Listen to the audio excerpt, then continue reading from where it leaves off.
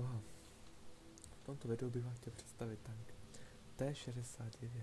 Je to americký tank, medium tank 8. tieru.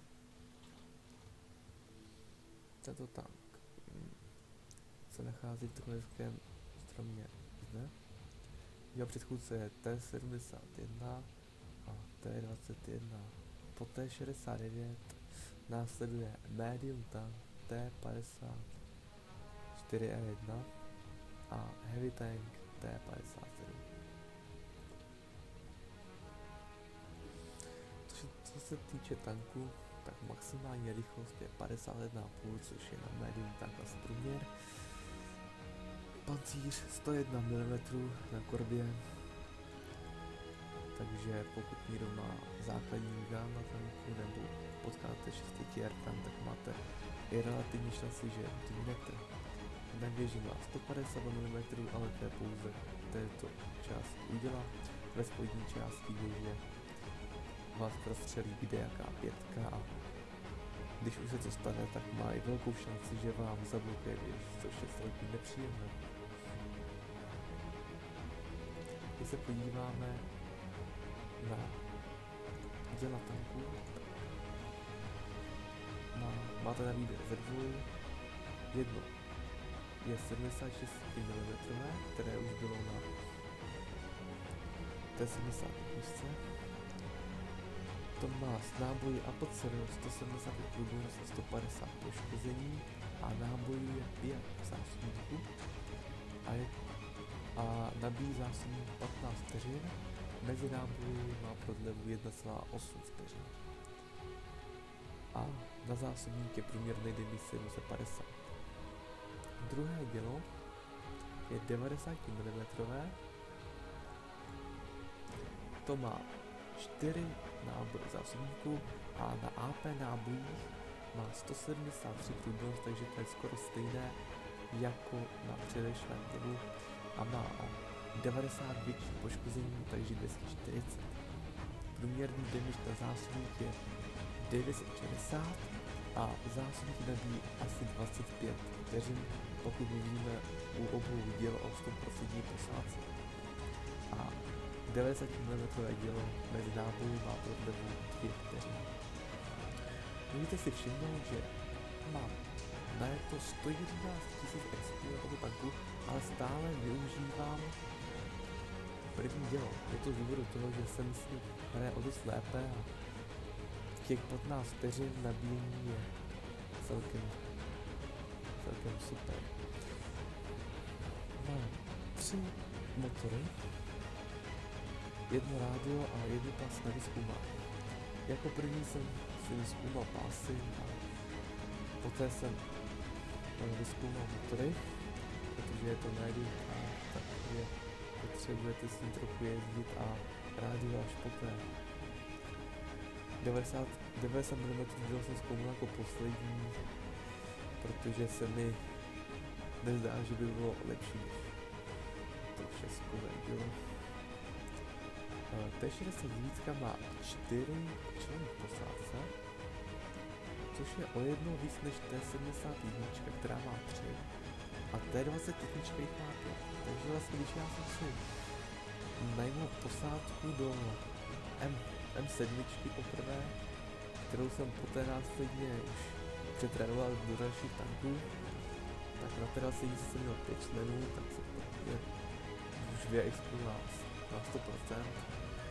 Poté přišla T-71, kde byly jenom 3, takže 2 jsem expil, takže 3 jsem expil dál a 2 mi zůstaly v kasárně. A poté přišla T-69, kde zase jsou 4, takže teďka můj nabíječ o trochu je v perku za zbylými 3. Já myslím, že bychom se mohli podívat na nějakou bitvu, takže jdeme na to. Máme tady bitvu na klifech, hraju v chatě se Samuel Star, který je z našeho klanu.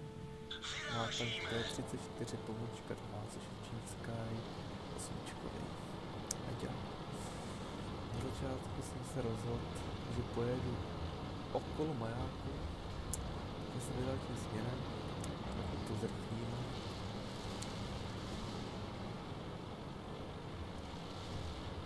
Teď se můžeme podívat, že rychlost je asi okolo 45,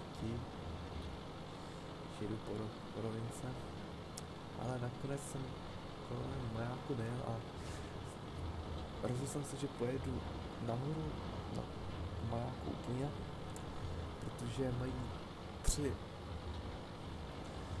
devítky a tak jsem je tam nechtěl moc potkat a byl s nima face to face. Takže jsem jel nahoru, majáku trochu se tady poťuchal s LCčkem, spolknul jsem ISko.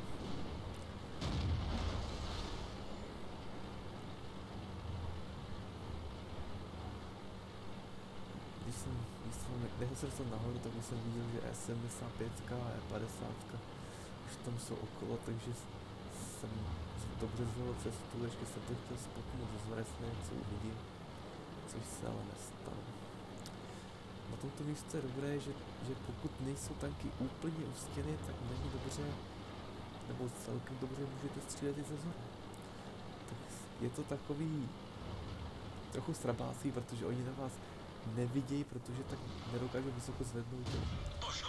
Takže jsem začal střílet, nejprve do IS-3, tak zase dokonce S75, tak jsem vystřelil jeden zásobník, dal jsem 539 poškození, tak teďka jsem 15 vteřin nabíjel a najel jsem na ní znova ze zhora. Děsko, které bylo úplně daleko od stěny, byl lehký terč, tak jsem mu tam poslal 2 rány, bohužel někdo ho stihl zabít dřív. Poté jelo 12 téčko, které jsem si předsadil a netrefil, ale další ránu jsem trefil. Byla mi 1 rána a E75 už si najížděla, tak aby mě viděla, ale já jsem se zacoubal a šel jsem nabíjet. E75 se to rozmyslela a šla bojovat radši dál. S tankama to jsou dole, tak jsem se nabil a stel jsem si opatrně, abych nespadl a viděl na S75. Snažil jsem mířit i na motor, abych ho třeba zapálil, což se nestalo. A nyní už naše tanky objíždí nepřátelé i z druhé strany, takže bylo po necelé minutě hry už rozhodnuto, že vyhrajeme. Ještě jsem vystřelil KV3, který jsem následně zabil. E50 si tam vyjela nějaký hrbolek a takže mohla k mě vystřelit, což se teďka stalo. Tak jsem ještě dostřelil 3 náboj, jsem byl zbylej. A rozhodl jsem se už sjezd dolů a E50 následně skončila a bitva byla rozhodnuta.